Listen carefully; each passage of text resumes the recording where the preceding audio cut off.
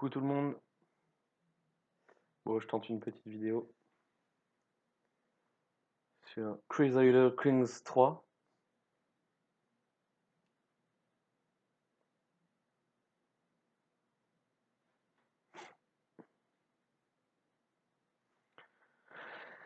Si ça veut bien se lancer.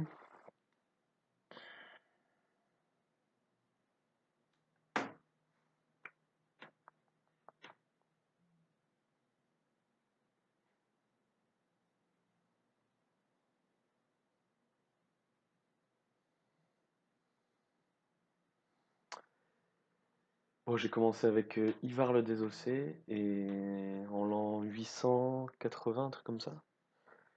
Et donc là après, je continue avec la lignée. Le gros point que je comprends pas justement, c'est l'héritage, parce que bah, pour moi c'était de père en fils quoi. Et là, je crois que au départ j'ai été le fils d'Ivar. Et après, j'étais le cousin, alors que j'avais plein de fils. Je sais pas trop pourquoi.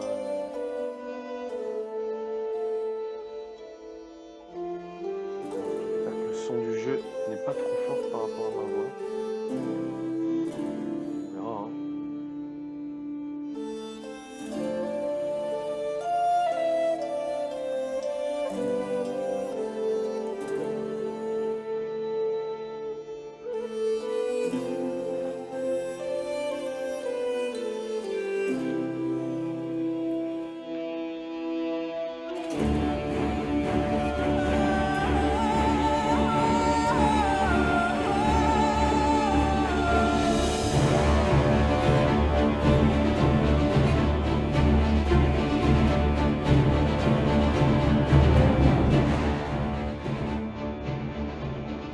On va se calmer là.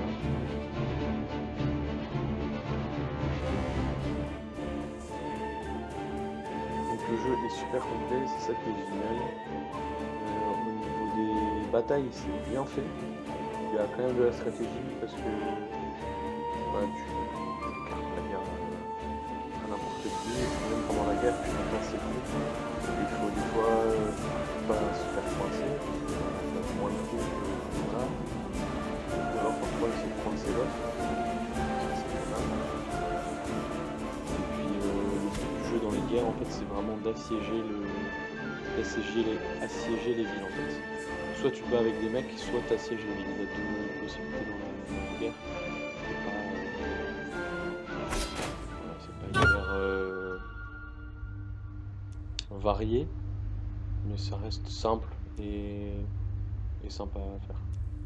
Donc ça y est, donc ça c'est mon mec, c'est le roi Dengal Barinson, donc je suis roi d'Écosse. Voilà, tout ce qui est en jaune c'est à moi. Je me suis rendu compte l'autre fois c'est que j'ai ça en France, alors je sais pas pourquoi j'ai ça. C'est ça en fait un peu le problème du jeu, c'est que je ne comprends rien à l'héritage. L'héritage je ne pige rien. Et donc lui c'est mon vassal, et pourquoi? J'en sais rien. Parce qu'il est hybride. Il est de la même région que moi au départ. J'en sais strictement rien.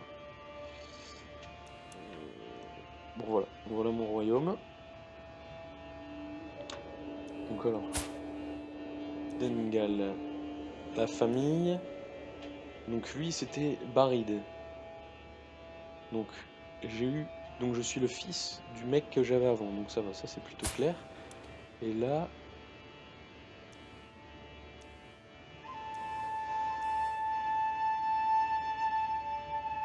Et moi j'étais lui avant. Donc c'est bizarre. Je suis devenu le petit-fils. Alors qu'avec lui, j'avais des enfants, la blinde d'enfants en fait. Je suis sûr que quand lui est mort, j'avais des enfants. Donc je sais pas pourquoi je suis devenu le petit-fils. Voilà.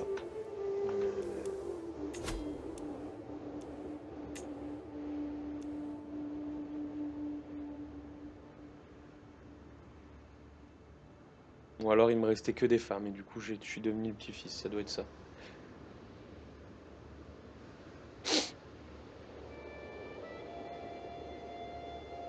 Je suis l'héritier. C'est mon neveu. Là, par exemple, c'est mon neveu. J'ai pas encore d'enfant. Ok, bon, c'est logique. Ça va. Et donc là, pour l'instant, on est en 968. Donc j'ai quand même bien avancé. Et donc, sur la succession, ils disent partition confédérée. Donc en gros, à la fin, je partageais avec tous mes enfants mon territoire, alors que si j'arrive à avancer dans le jeu, eh bien, je pourrais faire en sorte qu'il n'y en ait plus qu'un qui obtienne tout, et du coup, j'ai pas à tout refaire à chaque fois dès que je meurs.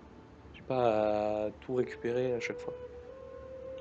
Comme je suis roi d'Écosse, ça va encore, parce que je garde le titre de roi, donc en fait, j'ai pas beaucoup de propriétés à moi, mais je reste roi, donc j'ai un peu plus de vassals.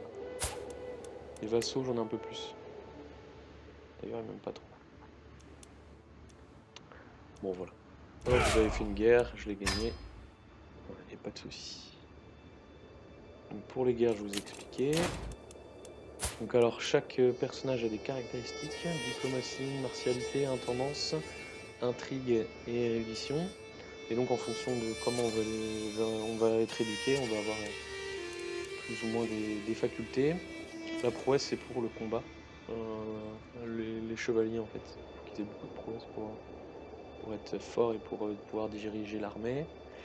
Donc voilà, j'ai un mec qui est plutôt bon en guerre et qui est assez érudit, donc ça fait un bon mixte des deux.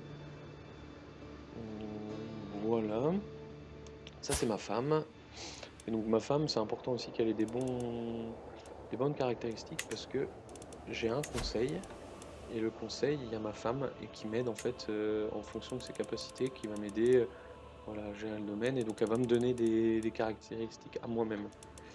Donc voilà, donc le conseil, ma reine. Ensuite, il y a un peu la personne spirituelle, voilà, qui me suit, que je peux pas changer, elle, je peux pas la changer. Et donc elle va pouvoir convertir les comtés que j'acquiers avec ma religion. Ma religion qui est un nom bizarre, Azatru, je connaissais pas. Voilà, c'est une foi nordique. Donc je suis nordique et Azatru, et donc avec elle, je peux changer les religions, et donc comme ça le peuple sera plus enclin à m'écouter et à rester sage. Donc après il y a la chancelière, donc ça c'est la diplomatie, donc elle va essayer de gérer les affaires internes et externes, enfin intérieures et extérieures plutôt, de mon pays. Donc voilà, elle donne des bonus. Plutôt affaires étrangères, je vais avoir du prestige, donc ça là, je vais avoir du prestige. Affaires intérieures, je vais avoir plus de contrôle du comté, et donc j'aurai moins de rébellions. Ensuite, l'intendante, bah, elle récupère les impôts, ou alors elle peut augmenter le développement, c'est-à-dire on augmente un peu les villages et tout ça, la modernité des villages, et donc du coup, bah, avoir un peu plus d'or, avoir des bâtiments qui coûtent moins cher, tout ça. Le maréchal, donc lui, il gère pas les troupes, parce que les troupes, c'est le commandant, et donc je peux changer le commandant, mais alors lui, il va augmenter les levées si j'ai besoin, il va organiser les levées, il peut former les commandants. Ah, je pourrais faire ça, ok, je ferai ça, je pense. Il peut former les commandants, et du coup, bah, la maintenance de mes 5000 soldats est moins chère, j'avais pas vu. Et après, contrôler le comtal, donc ça, je dis, bah, tu vas dans un comté, et puis bah, tu fais un peu la loi, quoi. Donc, je ne sais pas par quelle façon il fait la loi. Ça doit pas être très sympa.